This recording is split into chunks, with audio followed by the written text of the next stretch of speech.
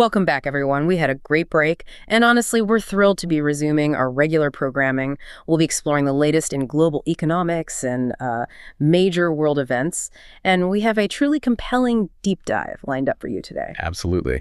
Great to be back. And before we jump into today's topic, just a quick recommendation for anyone out there who shares our passion for history, especially Chinese history.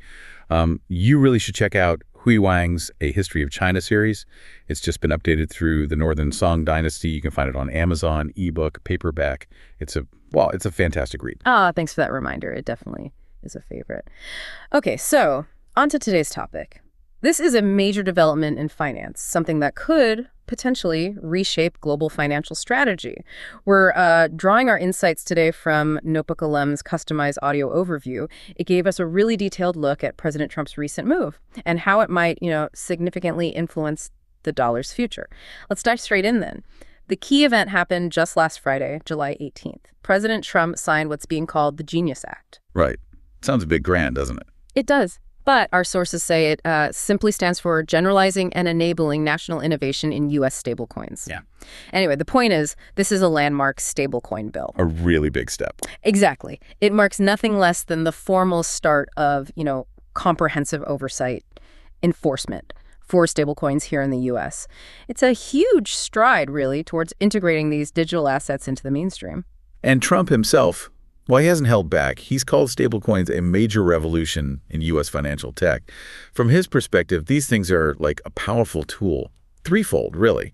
He believes they actively expand the circulation of the U.S. dollar globally, which, reinforces its dominant position.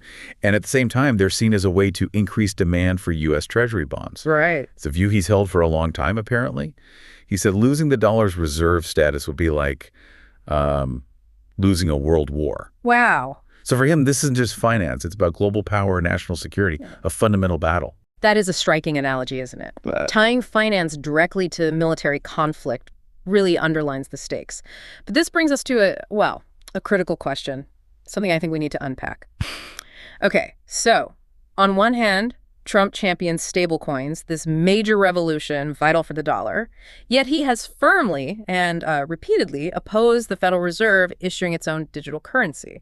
It seems, contradictory on the surface. What's the real strategic play here? What's fascinating here is the answer seems to lie deep within the dynamics of power, control, really.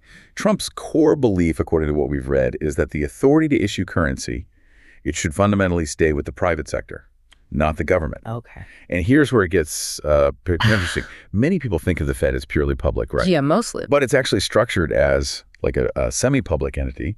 And critically, it's 12 regional banks, the Fed Bank of New York, Chicago, et cetera. They're entirely privately owned. Really? Entirely private. Yeah. And they're closely tied to, deeply influenced by Wall Street interests.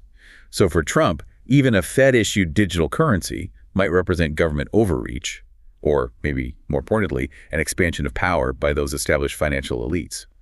He sees it as centralization versus decentralization, but with a bit of a twist. So if we follow that logic, what we're seeing is Trump basically empowering a new group, these grassroots fintech players, the crypto innovators, the digital currency entrepreneurs, empowering them to maybe challenge the longstanding Wall Street elite. That seems to be the implication. It's almost like a strategic move, isn't it, to introduce new actors into the financial landscape. Our sources suggest these newer players, being less entrenched, maybe more dependent on political favor. They might be, more open to influence, maybe easier to guide than those huge, powerful financial institutions on Wall Street.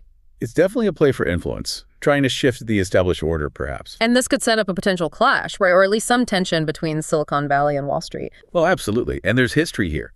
You look back to the 19th century free banking era. In the U.S., back then, there was no central bank. Individual private banks could issue their own paper currencies, often backed by gold, but still. Sounds chaotic. It was chaotic. Widespread bank failures, counterfeit notes, different currencies floating around with different values. That instability eventually led to the creation of the Federal Reserve in 1913. The Fed centralized U.S. finance, unified the dollar, and, pretty much cemented Wall Street's control over the nation's financial system for the next 100 years. So this tension, decentralized private issuance versus centralized control, it's got deep roots. Exactly. And that Wall Street influence, it's not just history, it's very much present today. Right. Our sources highlight that key appointments, like the Treasury Secretary, the Fed Chair, they're almost always approved by, if not effectively chosen by, Wall Street. Because they direct fiscal and monetary policy. Precisely. So their alignment with established financial powers is seen as crucial for stability, at least from Wall Street's perspective. And this also sheds light on why Wall Street was initially, well, a bit slow to embrace stablecoins. They were skeptical. It wasn't necessarily ignorance of the tech. It was more skepticism about their necessity. Was it really needed in a system they saw as already highly efficient? Or maybe worried about disruption to their own control, their existing models. That's an excellent question. It gets to the heart of their caution. It wasn't just about efficiency. It was also about an established system that, let's be honest, worked incredibly well for them. They'd invested massively in traditional infrastructure. So think about developed economies, the US, Europe, Japan, maybe even China. Yeah. Financial services there are already operating at what, over 90% efficiency? That's how, yeah. So the marginal gains from stablecoins are limited. Sure. Shortening a bank transfer from 2 seconds to 1. Okay, it's faster, but does it fundamentally change things for most daily activities? Like savings, credit cards, loans, insurance. The existing stuff mostly works fine. Exactly. Our sources suggest that in these developed markets, stablecoins don't really create new currency or generate new demand for U.S. treasuries domestically. It's more like a shift.